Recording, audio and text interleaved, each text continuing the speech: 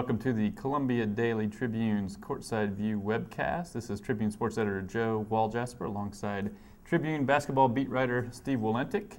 Steve, Missouri goes down to Texas. I guess going in, it's going to be a tough one, but did not look too good. 71-58 loss, where offensively, really, it was just sort of a grinding your gears performance. Just maybe where you thought most of the problems laid on offense. Well, I think the first thing you got to do is you got to give a lot of credit to Texas. They've been doing this to people all year, at least particularly in conference play. Opponents going into that game had scored fewer than 54 points a game against them. They were shooting under 38% against them. And this is a team that held Kansas, which is the top field goal percentage shooting team in the country, to something like 36% from the field. So you would think that it was going to be a struggle. Doge Balbay and Corey Joseph, I was even more impressed with what they were able to do defensively, seeing them in person than what they'd done before. And you got Tristan Thompson in the middle, who's the Big 12's best shot blocker right now. But aside from that, I think Missouri played disastrously offensively in their own right. Were dissuaded from doing a lot of things that they normally do against other teams. You look at it, and the only guy who shot better than 50% from the field was Lawrence Bowers, and that was because he only played 4 minutes. They obviously missed having him out there offensively. He helps them. He's their third leading scorer, but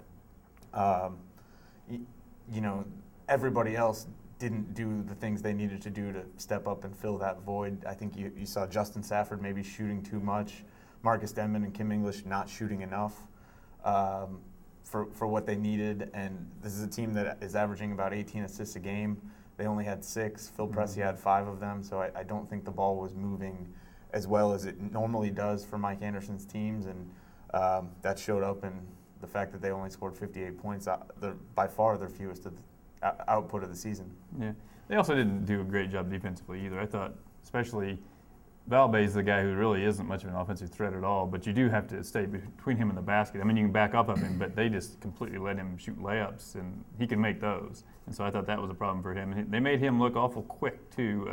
I'd never seen him play offense that way before. He looked like Allen Iverson crossing over on Phil Pressey, and not just beating Pressey off the dribble up at the top of the perimeter, but nobody rotates over, and he gets all the way to the rim, and you just can't have that happen. I think Missouri's done a poor job, poorer than we're used to seeing the last couple of years of guarding dribble penetration all year. And for a team that blocks as many shots as they have this year, I don't think they've really done that great a job at protecting the basket. Throughout the year, Marcus Denmon has consistently made shots. I think I don't know what his shooting percentage is from outside three-point range, but it's close to 49% going into Saturday. He was off a little on Saturday. He missed some open shots. But just generally speaking, do you feel like he's a guy now that is so well established as Missouri's go-to player that he needs to shoot enough that maybe he shouldn't be shooting a high percentage, be more aggressive, be maybe more selfish, if you want to use that word? I kind of think so. I asked Mike Anderson about that, and I don't think that Mike necessarily agrees. But, you look at it, the key to his game this year has been how unbelievably efficient he's been all year. He's shooting over 50% from the field, which is hard for any guard to do, especially a high-volume shooter, which he has been. And the three-point percentage has been off the charts, 49% going into Saturday.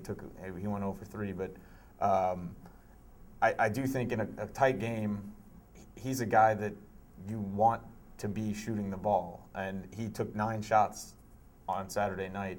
He's a guy who's averaged about 12, over the course of the season.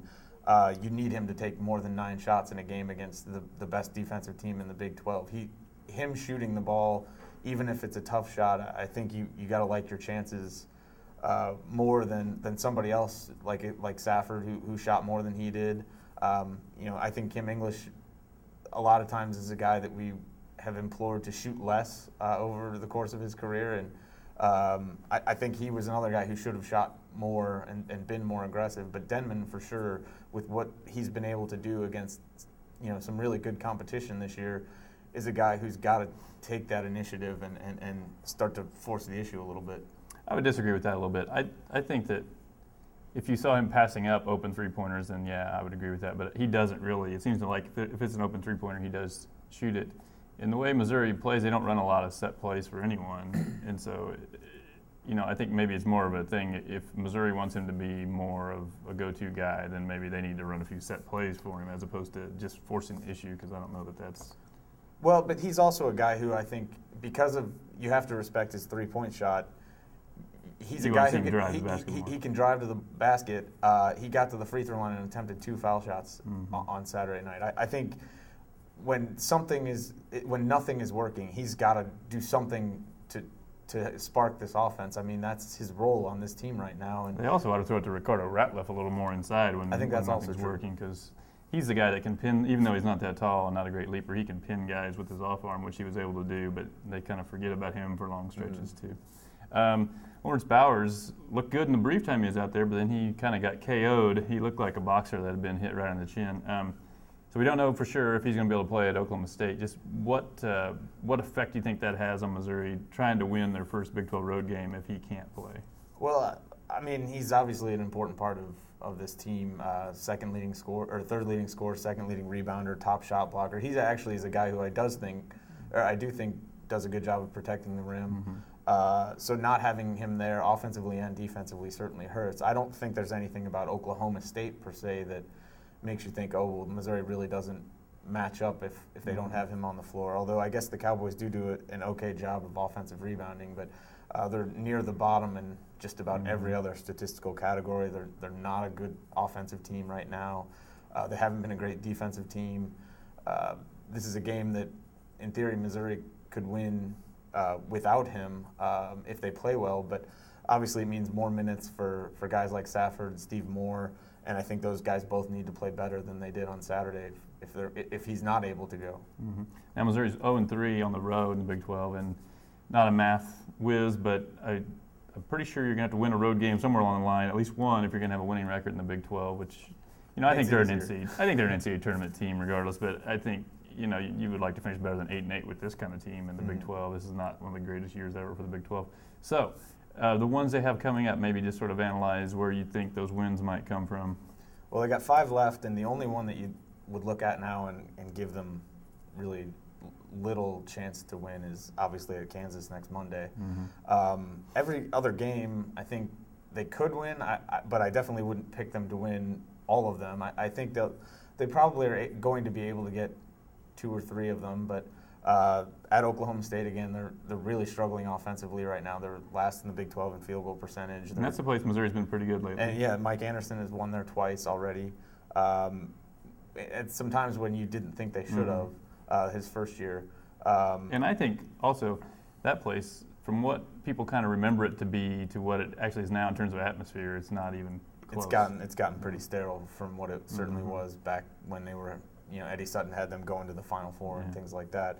Iowa State is the next game after that Kansas game on the road, and they're obviously really struggling right now. They're 1-6, last in the Big 12, and that's a team that Missouri has beaten by 33 points already this year. You'd like to think that home or away, if you're that much better than somebody, you could take it on the road. They've won in Ames before the last couple of years, and then you get into Kansas State later in February. I think we don't know what Kansas State's motivation will be at that point. I mean, obviously, this has been a huge disappointment for them right now to be sitting at 2-5 in the Big 12 when they started preseason number 3 in the country.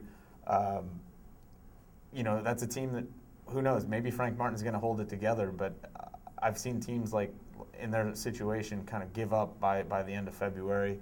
And then obviously their last road game is against Nebraska, and I think that's, to me, the next toughest road game after Kansas, just because Nebraska has done a great job defensively, a lot like Texas, just shutting people down. And they do what they do well, and they're doing it more effectively than they did last season for sure. And gave Missouri really all they could handle when they played here in Columbia. They lost that game, but they basically played even after a bad start. So I think the best chances are Oklahoma State, Iowa State, for sure. All right. Well, Steve will be hooking up the dog sled and mushing down to Stillwater. Hopefully we'll make it back before Saturday night's game, and then they play at home Saturday against Colorado, a game that you would think they certainly have a great shot of winning. And we will be back next week to talk about those two and the road game at Kansas next Monday night.